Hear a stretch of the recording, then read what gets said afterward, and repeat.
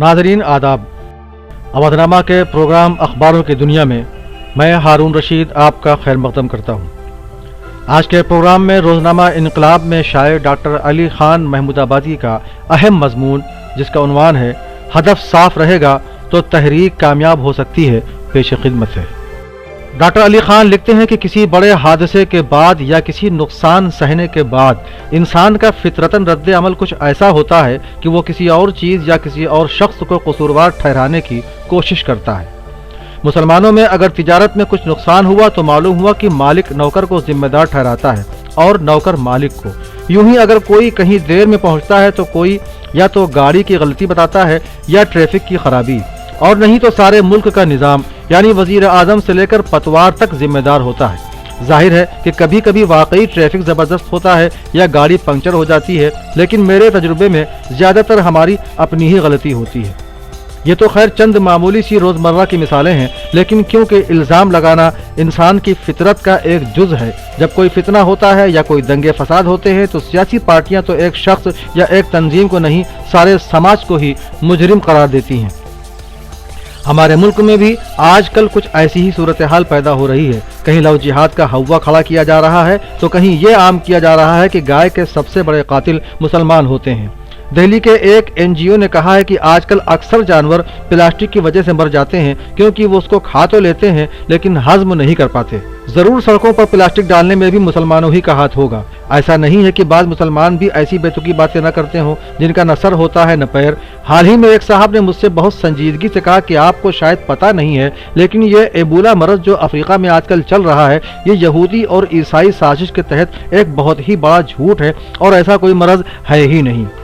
जनाब ने फिर इस बात की भी वजाहत की कि मोमिन को एबोला नहीं हो सकता। दिल तो ये चाहा कि मैं उनको कांगो का वन वे टिकट खरीदवा के अफ्रीका भेज दूं, लेकिन फिर देर इस बात की लगी कि इत्तेफाक से ये बच गए तो फिर न सिर्फ उनको रिटर्न टिकट खरीदना पड़ेगा बल्कि फिर उनकी थ्योरी को और भी बर्दाश्त करना पड़ेगा। बहरहाल सिर्फ हिंदुस्तान में नहीं, दुनिया में कुछ ऐसा माहौल पैदा किया गया है कि मालूम होता है कि अगर कहीं पानी ज्यादा बरस गया हो या हवा ज्यादा चल गई हो तो उसका भी जिम्मेदार कोई न कोई शख्स होता है।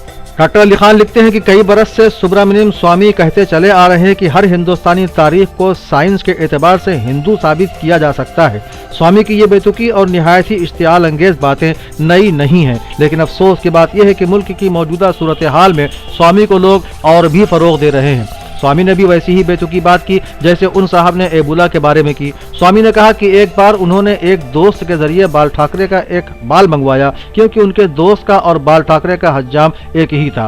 फिर यूपी के एक मुसलमान टैक्सी ड्राइवर से 100 रुपए देकर उसका एक बाल खरीदा। दोनों बालों को उन्होंने फॉरेंसिक लैब में भेजकर डीएनए की जांच करवाई और जब जांच मुकम्मल हुई तो यह वाज़ेह हुआ कि दोनों बालों का डीएनए एक ही था। अब कौन स्वामी साहब को जाकर समझाए कि डीएनए के मुख्तलिफ किस्म की जांचें होती हैं और एक बंदर और इंसान में सिर्फ 5% का फर्क होता है, यानी 95% डीएनए के मुश्तरक हैं। स्वामी साहब शायद इस बात से भी मुस्तफीज होंगे कि एक मक्खी और इंसान का 60% डीएनए मुश्तरक होता है। अब अगर वो किसी हिंदुस्तानी मक्खी का डीएनए ले लें और किसी परदेसी मक्खी के डीएनए की भी जांच करवाएं तो फिर किस नतीजे पर पहुंचेंगे? क्या ये सब मक्खियां हिंदुस्तानी होती हैं? शायद कोई बोल उठे कि नहीं, परदेसी होती हैं।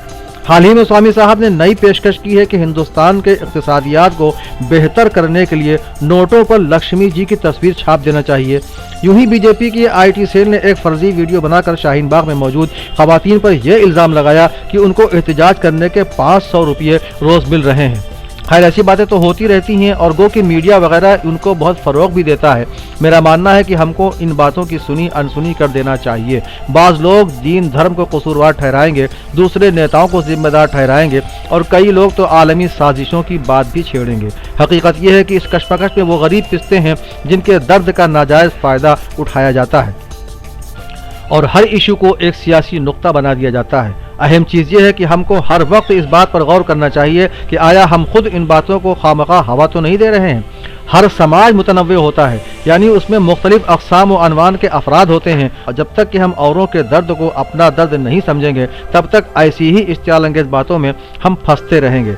आज एक पुरअमन पुरसुकून मुआशरे के मुखालिफिन तो यही चाहते हैं कि लव जिहाद जैसी बेहुदा बातों पर बहस हो और लोग जहर उगलते रहेंगे। आज एक पुरअमन पुरसुकून मुआशरे के मुखालिफिन तो यही चाहते हैं कि लव जिहाद जैसी बेहुदा बातों पर बहस हो और लोग असल इश्यूज को भूल जाएं। स्वामी जैसे लोग जहर उगलते रहेंगे और जब इंतखाबात होने वाले होंगे तो उनके बयान और भी जोरों से जारी होते हैं। हमको इन बातों पर तवज्जो ही नहीं देना चाहिए क्योंकि झूठ आखिर में खुद झूठ साबित हो जाएगा। मेरे नज़रिए में इस वक्त बहुत ही ज़रूरी ये है कि हम उन इशूज़ को उठाएं जिनसे वाकई मुल्क में तरक्की आए और अमन व आश्ती पैदा हो। भूख को मिटाना, तालीम और सेहत की सहूलतों को फराहम कराना और लोगों के बुनियादी हुकूक महफूज रखना हमारा ऐन मकसद होना चाहिए। डॉक्टर अली खान आखिरी पैराग्राफ में लिखते हैं, आखिरी बात मैं ये कहूँगा कि आज मुसलमानों को उन लोगों को दाद देना चाहिए जो उनकी हमदर्दी में अपना मफाद भूल के मदद करने की कोशिश कर रहे हैं। CAA और NRC की मुखालिफत में हर समाज और हर कौम के लोग मुसलमानों के साथ शाना बशाना आकर खड़े हुए हैं। शाहीन बाग में सिखों ने डेरा डाल दिया है और लंगर बांट रहे हैं। हिंदू भाई और बहन जेल तक गए। अगर मुल्क को फितना परस्त ताकतों से बचाना है तो चंद बातें ज़रूरी हैं। अव्वल ये कि बीजेपी और उनके प्यादों की बातों में उलझना नहीं चाहिए। हदफ साफ रहेगा तो तहरीक कामयाब हो सकती है। दूसरी बात यह है कि हमको अपनी कौम के अलावा तमाम दीगर पसमानदा, पिछड़े और मुसीबत ज़दा लोगों की भी बात करना पड़ेगी। आखिरी बात यह है कि मुसलमानों को अब तय करना पड़ेगा कि उनकी रहनुमाई अब कौन करेगा। एक बात CAA और NRC के खिलाफ तहरीक से वाज़े हो गई है कि सियासी और मजहबी रहनुमाओं का एक बहुत बड़ा गिरोह हुकूमत के फिशार की वजह से साफ मौक़िफ़ नहीं इख्तियार कर पाया। लोग भी इस बात को समझ चुके हैं और चुनांचे ऐसी तारीख सियासी माहौल के कुछ मुस्बत पहलू भी नुमाया हो सकते हैं अगर हम वाकई कौम और मुल्क के मुस्तक़बिल को बेहतरीन और तरक्की की तरफ ले जाना चाहें। मज़मून निगार अशोका यूनिवर्सिटी में असिस्टेंट प्रोफेसर हैं।